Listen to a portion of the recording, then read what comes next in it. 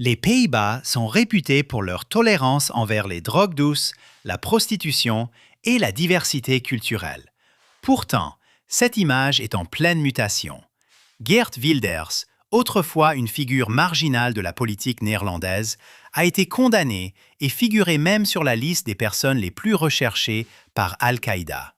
Contre toute attente, en 2023, il a remporté les élections nationales avec une victoire écrasante. Qu'on l'apprécie ou qu'on le déteste, les Pays-Bas sont confrontés à un véritable défi. Les principaux thèmes de campagne de Wilders sont l'islam et les communautés qu'il apporte, principalement des personnes d'origine turque et marocaine. Ces groupes affichent des taux de criminalité 5 fois et 2,5 fois supérieurs à ceux des Néerlandais d'origine, et beaucoup ne partagent pas les valeurs néerlandaises. Une étude a révélé que 52% d'entre eux estiment que les femmes néerlandaises jouissent de trop de liberté, tandis qu'inversement, 45% des citoyens néerlandais considèrent les musulmans incompatibles avec le mode de vie ouest-européen. Il est indéniable que des défis majeurs existent. Bien que des améliorations significatives aient eu lieu, ce sujet est devenu si sensible qu'il est presque tabou. Bienvenue sur Décoder le monde, là où nous allons explorer ce sujet longtemps tu pour comprendre les dynamiques en jeu. Geert Wilders est présent sur la scène politique depuis longtemps, et il est principalement connu pour ses déclarations concernant l'islam. Dans ses premières vidéos de campagne, il tournait des monologues rapides, parfois même avec son chauffeur encore en train de garer la voiture. Toujours entouré de sécurité, il se filmait invariablement devant ou à l'intérieur d'une mosquée. Ce type de critique était resté longtemps absent aux Pays-Bas. Le débat public sur l'immigration était généralement empreint d'optimisme, même lorsque certaines difficultés liées à leur politique multiculturelle commençaient à émerger. Aujourd'hui, il dirige le plus grand parti des Pays-Bas et a pour mission de concrétiser sa vision. Mais pour bien comprendre, commençons par un peu de contexte historique. Dès le début du XVIIe siècle, les Néerlandais étaient déjà réputés pour leur tolérance. Religieusement divisés, principalement entre catholiques et protestants, ils géraient de vastes colonies en Asie du Sud-Est et dans les Caraïbes. Ils comprirent très tôt qu'il serait plus avantageux pour le commerce de développer une tolérance mutuelle face à leurs différences. Dans les années 1960, cette culture de la tolérance était devenue un trait national, et ils s'apprêtaient à aller encore plus loin. Ils militaient pour les droits des homosexuels et rendaient le cannabis accessible à des fins récréatives. Tous ces développements progressistes se sont produits alors même que les Néerlandais perdaient leur foi. Cependant, comme de nombreux autres pays, ils faisaient face à une pénurie de travailleurs peu qualifiés. Ils recrutèrent des milliers de personnes, notamment de Turquie et du Maroc, pour occuper ces emplois. Dans leur esprit de tolérance, ils les encouragèrent à pratiquer leur foi et à conserver leur identité culturelle. Les Néerlandais pensaient qu'ils retourneraient dans leur pays d'origine après un certain temps et ne voyaient aucune nécessité de les intégrer à la société. Ils vécurent des vies parallèles, et c'est là que les problèmes commencèrent à émerger. C'est dans ce contexte que, dans les années 1960, des vagues de travailleurs immigrés sont arrivés aux Pays-Bas pour occuper des emplois peu qualifiés. Au Maroc, ils furent principalement recrutés dans les zones rurales du Nord, tandis qu'en Turquie, ils venaient majoritairement de petites villes du centre du pays et de la région de la mer Noire.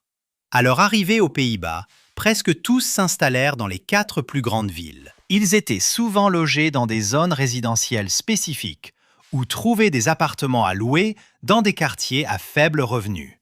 C'est ici que des sociétés parallèles commencèrent à émerger. La première génération travaillait de longues journées pour peu d'argent, et leur taux de criminalité était bien en dessous de la moyenne nationale. Cependant, leurs enfants commencèrent à poser problème. Le groupe le plus problématique fut la génération 1,5 de Marocains. Il s'agissait des enfants de la première génération d'immigrés qui avaient déménagé aux Pays-Bas très jeunes. Ils se sentaient souvent tiraillés entre deux cultures, et un pourcentage inquiétant de 65% d'entre eux ont été inculpés d'une infraction pénale avant l'âge de 23 ans. À cette époque, il existait un consensus incontesté parmi les politiciens selon lequel leur politique multiculturelle fonctionnait à merveille. Un auteur a même rapporté que les politiciens avaient un accord tacite pour s'abstenir d'utiliser cette question dans les campagnes électorales. Cela a créé un biais.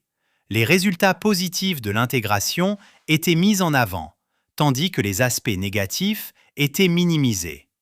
Nombre de ces personnes vivaient dans la pauvreté, ségrégées et dans des quartiers défavorisés. En 2005, les taux de criminalité étaient devenus bien plus élevés. Les Néerlandais d'origine affichaient un taux de 150 pour 10 000 habitants, tandis que celui des Marocains était 5 fois supérieur, et celui des Turcs 3 fois plus élevé. Nombre de ces jeunes maîtrisaient mal la langue, ce qui les désavantageait à l'école. Au fil du temps, sont apparues des écoles dites « noires », où plus de 50% des élèves étaient issus de l'immigration non occidentale. En 2006, près de la moitié des lycées des 4 grandes villes comptaient au moins 50% d'élèves d'origine non occidentale. Dans un quart de ces établissements, ce chiffre dépassait même les 80%. Les premières critiques concernant les faibles résultats de l'intégration ont émergé à la fin des années 1980 et 1990. Mais c'est dans les années 2000 que la situation s'est réellement envenimée. Un politicien qui exprimait une critique virulente de l'islam a été assassiné 9 jours seulement avant les élections. Peu de temps après, un cinéaste de renom a été abattu de sang-froid. Cela se passait à une époque d'anxiété mondiale accrue concernant le terrorisme associé à des groupes s'identifiant à l'islam. C'est dans ce contexte que Geert Wilders a fondé son parti. Il a fait de l'islam son principal cheval de bataille, se montrant bien plus extrême que ses prédécesseurs. Lors de sa première élection, il a remporté 9 sièges, un résultat jugé impressionnant, mais bien moins que le parti le plus important. La critique acerbe de Wilders a trouvé un écho auprès de certains segments de la société, et il a intensifié cette approche. Il a publié un article intitulé « Interdire le Coran, même dans les mosquées » et a diffusé Fitna, un court-métrage provocateur qui dénigrait la religion. Ces actions lui ont valu une attention internationale et même une place sur la liste des personnes les plus recherchées par Al-Qaïda, avec la mention « mort ou vif ». En 2009, Wilders s'était solidement établi comme homme politique, mais sa critique de l'islam lui avait coûté toute sa liberté de mouvement, nécessitant une protection constante. Il était connu pour son caractère provocateur, considéré comme extrême et extravagant, à l'image de sa proposition d'une taxe annuelle de 1 000 € sur le port du foulard. Cette idée lui a valu quelques rires au sein du cabinet et une certaine attention médiatique, et le public a adoré. En 2010, il a remporté un nombre impressionnant de 24 sièges, à seulement 7 voix de devenir le plus grand parti du pays. Le débat public sur l'islam et les communautés migrantes qui l'introduisent aux Pays-Bas n'était plus ignoré. Il était désormais largement débattu dans les médias, et de nouvelles voix ont enrichi la discussion. Wilders, dans l'une de ses premières interviews, avait déclaré être entré en politique pour une seule raison, combattre l'islam, mais il faisait désormais face à une concurrence politique accrue. L'année 2017 fut marquante aux Pays-Bas. Des milliers de personnes d'origine turque sont descendues dans la rue pour manifester leur soutien au président turc Erdogan. Après que les autorités néerlandaises eurent refusé l'entrée à un ministre turc, des affrontements ont éclaté avec la police. Des rapports ont également révélé comment la Turquie utilisait les mosquées pour diffuser des messages pouvant être interprétés comme politiquement motivés. Cela a suscité une vive inquiétude quant à l'influence de la Turquie pour contrôler sa diaspora aux Pays-Bas. Alors que de nombreux Turcs estimaient que le gouvernement néerlandais ne les soutenait pas, Wilders a partagé un tweet montrant Erdogan avec le texte « terroriste ». Erdogan a alors poursuivi Wilders pour insulte au président, un délit passible en Turquie de jusqu'à 4 ans de prison.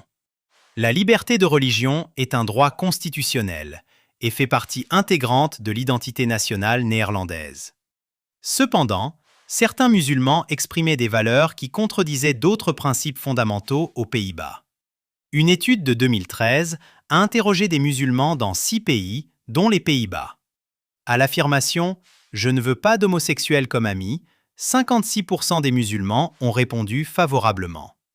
À l'affirmation « On ne peut pas faire confiance aux juifs », 45% des musulmans étaient d'accord. Et à la déclaration « Les règles du Coran sont plus importantes que les lois du pays », 65% ont adhéré. L'auteur de l'étude a précisé que rien d'intrinsèque à l'islam n'expliquait ces problèmes. Il ne s'agissait pas d'une critique de la religion, mais cela révélait à quel point le fondamentalisme religieux était bien plus répandu qu'on ne l'avait supposé auparavant, et que cela méritait une attention particulière. Malgré l'entrée du débat sur l'islam et l'immigration dans le débat public, Geert Wilders n'obtenait pas de bons résultats aux élections. Il a perdu un nombre significatif de voix en 2012 et a peiné à se redresser lors des élections suivantes. Les musulmans des Pays-Bas se sentent de plus en plus aliénés et Geert Wilders ne contribue pas à améliorer la situation. Lorsque l'on entend continuellement que sa culture est arriérée et sa religion mauvaise, il est compréhensible que cela engendre des sentiments d'aliénation et de ressentiment. Wilders partageait régulièrement des tweets véhiculant ce type de message. La plupart des musulmans aux Pays-Bas considèrent désormais leur foi comme leur identité sociale première.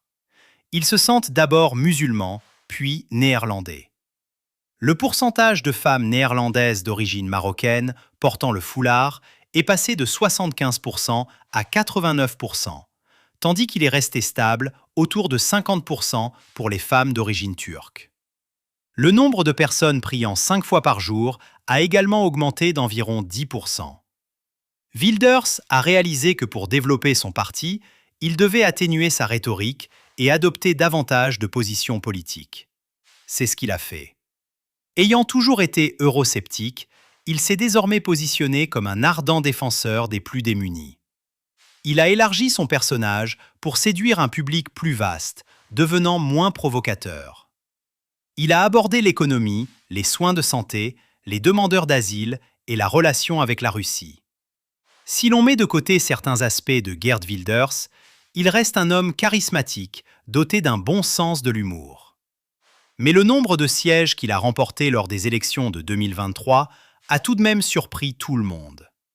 Il était désormais le leader du plus grand parti des Pays-Bas. Et la question que tout le monde se pose est « Qui est-il vraiment ? Son ancien lui-même ou celui que les médias ont surnommé Geert le modéré ?» Wilders maintient sa position sur l'islam, mais il a montré une volonté de compromis.